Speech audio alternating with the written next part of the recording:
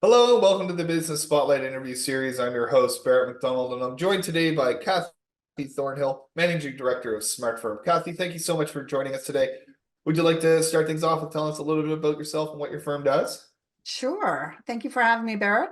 I am the managing director at Smart Firm, and we are a custom development house for learning. So adult learning, anything that your company has needs to train your employees on, we can help you with. So whether it's self-paced learning or instructor-led training in person or through live virtual delivery, we have the instructional designers, the visual designers, and the developers that can take your content and turn it into a learning format that all of your employees can learn from.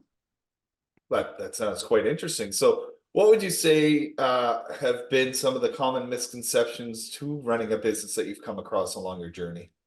Well, it's interesting because I stepped into this role a couple of years ago, and I think I'm that gives me the insight, having come from being the employee to sort of leading the company. One of the misconceptions is that the owner is sort of taking that step back and not really doing much because it doesn't look like the owner's doing anything on a day-to-day basis.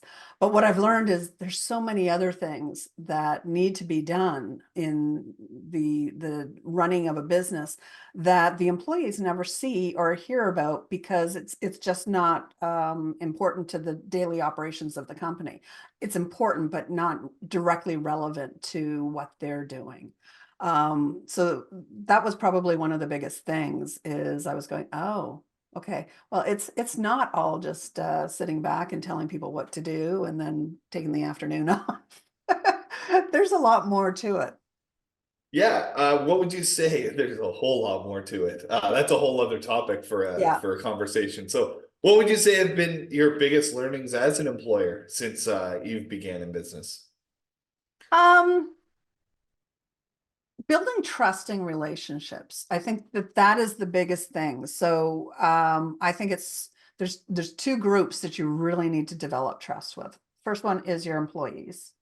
Making sure your employees have trust in you by being as transparent as possible, and being honest when it's appropriate. I'm always honest, but sometimes I may not be fully transparent for certain reasons. Um, and then also having a level of empathy and understanding, they're still juggling so many things besides just work. So, Right. you see them for 8 hours a day or whatever, but they've got lives, and those lives do impact their work. So you've got to understand they're probably dealing with other things, and just cut them some slack when that's if you're good to them, they'll be good to you. So building trust is huge for your employees, but also with your clients. Pardon me. Being the quality and sincerity that you treat your clients with will repay itself by building loyalty with them, and that loyalty is what will keep bringing them back for more business. So again, it's the same things: honesty, transparency, and empathy. Making sure that you demonstrate all of those with your clients, so that they see you as a person and you see them as a person, and that's what will keep coming them back. So those are the two things for me that I've had as the biggest learnings. Yeah, it can be summarized as communication. Yeah. Two-way communication is key. Knowing where people are, knowing where people are headed are essential to building a team and Yeah, trust and all of those things. So I applaud you in touching on those. So what qualities do you look for in your employees, and how do you foster that positive work environment? sure. The growth mindset, that is first and foremost for me. People have to want to learn and try new things. We're big on innovation, and you can't be innovative if you're not willing to try new things and fail when doing it. So that's the other thing is accountability for me. If you mess up, I want you to own up to it. It makes things so much easier to move on from if people will Right. just own their mistakes, say, hey, I made a mistake, I'm human, and then move on because you learn from those mistakes. Innovation is all about failing fast, learning from it, iterating, and moving on. And I believe you have to accept your mistakes anywhere. So yeah, a growth mindset and a sense of accountability are my two biggest things when looking for employees. Yeah, I think those are essential. So we're fully aligned on that one. So I mean, when you think back on your journey, if you had to start everything all over again from square one, what would you do differently the next time around? I think I think we've been a little too narrow focused in how we approach our clients or our market. We've Yeah, been very focused on a single space, and that's professional services. So we do great courses for accounting, consulting, all of that whole market.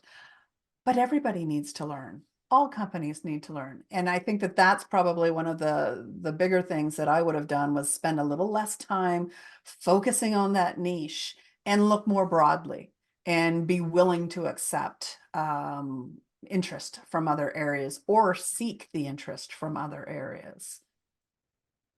absolutely. What do you attribute your growth to?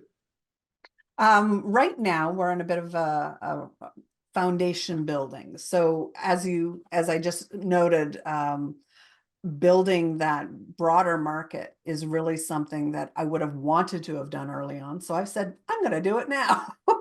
So I'm actually trying to actively do that. So I'm focusing most of my effort on expanding that market, expanding into other industries, and in the hopes that as I lay down that foundation, the growth is going to come. Fantastic approach to that for Yeah. sure. Sounds like you're a pretty busy person. How do you go about balancing your personal life with the demands of running a business?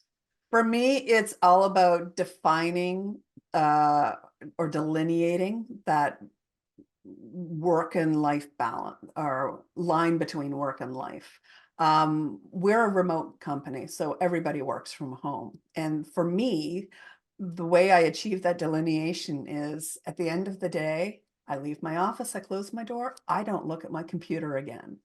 I've got my phone. If people want to get a hold of me, they can. But I do also turn off notifications for things like Outlook, emails, which is typically how a client might reach out to you. I need that time to recharge. If I'm constantly seeing those notifications that emails are coming in, then I'm going to start getting stressed and have a difficult time leaving the business behind. Clients can text me if there's a training emergency, which our joke at our company is there's no such thing as a training emergency. But if there is a Yeah, training emergency, my clients can text me. They know where to reach me. So that's really it, is turning off those notifications and closing the door. absolutely. So last kind of off the script question that I have is for those that are watching at home or wherever they're watching at and listening in, what piece of advice do you have for them before they start down their entrepreneurial journey? What advice? I think it's for me, teamwork is so important, is having a strong team behind you and supporting you. I spend a lot of time fostering my relationship with my team, and if it wasn't for them, we wouldn't be successful. So I think just fostering that relationship with your team is so important. We do a lot of things as a team that really have nothing to do with the business, and that's all during work hours. And I think that's important for us to maintain that strong unit. Just to give you a couple of examples. So as I mentioned, we're fully remote, but we're hugely connected.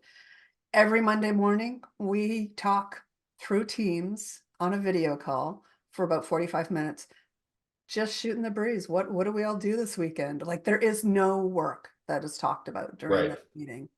Once a month, all of the people that live locally here, we all get together for lunch. So we spend an hour, but you know, when you think about the travel time and everything, that's a good 2 hours of that day that is just spent getting to know each other and spend time with each other, because you lose that when you're not in the office. You know, there's no water cooler talk.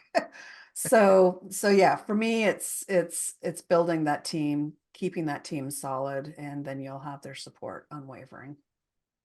Fantastic. Yeah, that makes total sense. And getting out for lunch and just shooting the breeze helps increase the communication styles and the awareness within Yeah. a team. So it's a really good way to approach it, Cathy. So Cathy, thank you so much for joining me today and sharing some of your time and insights with us. And everyone watching at home, I hope to see you on our next episode.